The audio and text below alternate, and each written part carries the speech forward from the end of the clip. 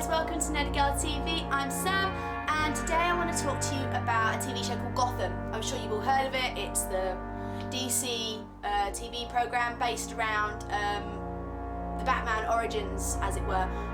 Follows Detective Jim Gordon as he joins Gotham City Police Department, and just in the wake of the Wayne murders, so it's all very integrated and linked. But yeah, let's see how we get on with this.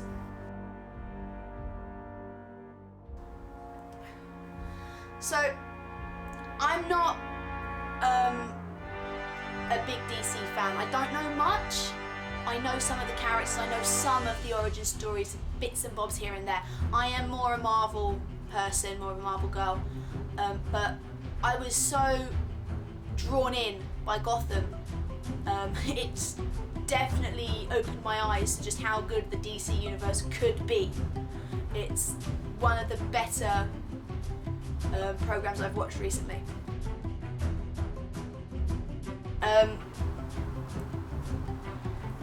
Characters were, in my opinion, well-rounded.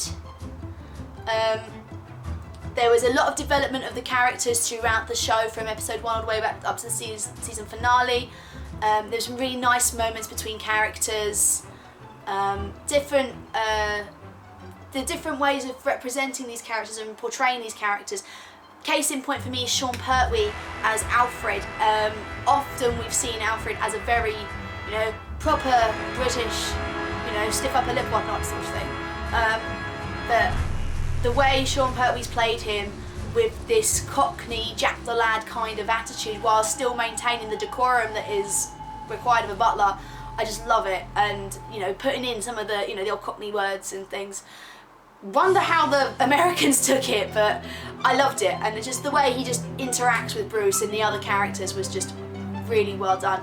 And obviously Sean Pertwee is John Pertwee's son, John Pertwee being the third Doctor. So good on you, just well done. Yeah, as I said, the characterizations were really good.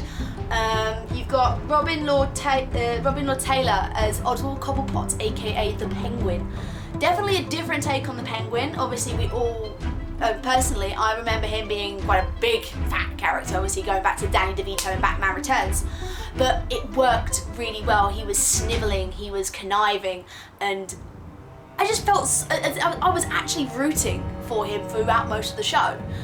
He just egging him on, trying to hope he would succeed to get what he wanted.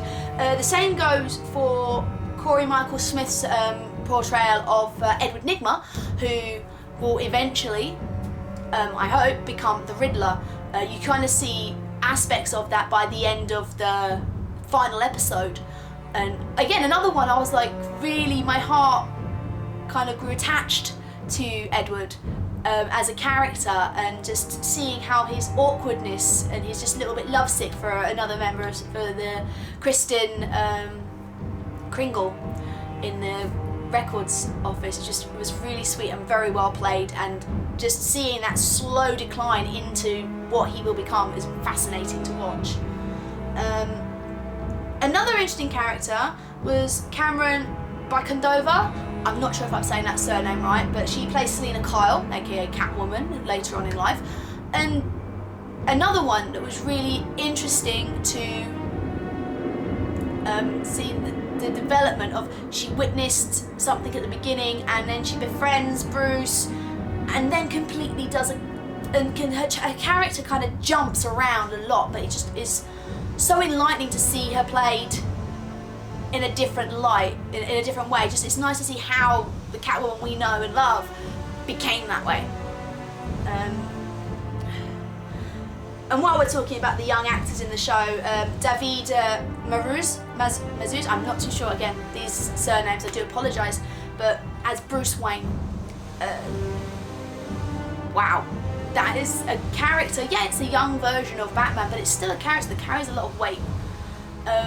And again, you can see that development. He is a whiny little kid at the start, and slowly he's developing this backbone and these morals, and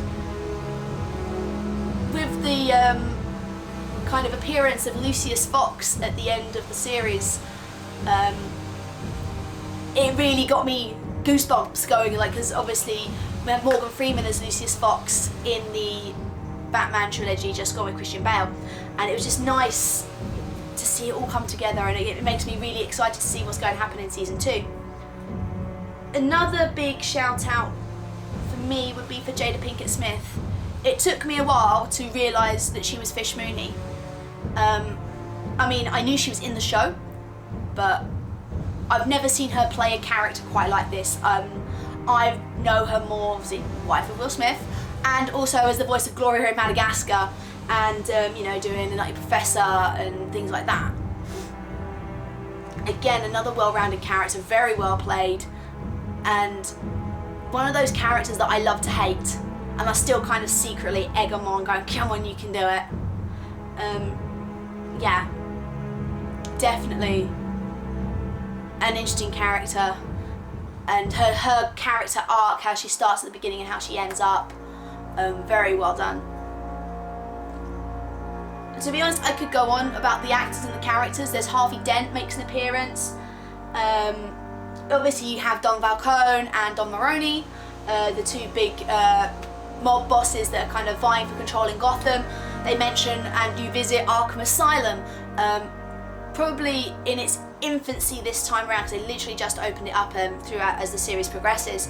But it's interesting, you see all these different characters, and we know who some of them will become, and it's seeing that, and I'm being really cheesy here, but seeing that journey from where we meet them to how they get to where they get to is probably the more interesting thing. One thing I found interesting was that Detective Gordon, Jim Gordon, his girlfriend at the start of the show was called Barbara, and that really threw me off on a tangent, because obviously I don't know the backstory. I don't know who his wife was or who his girlfriends were, and it's like, but hang on a second, Barbara is Batgirl. So that's another intriguing angle for me. I've got loads of different theories going on as to why Gordon's daughter becomes Batgirl or gets called Barbara in any sense, to do with this woman that we've seen throughout the show this season.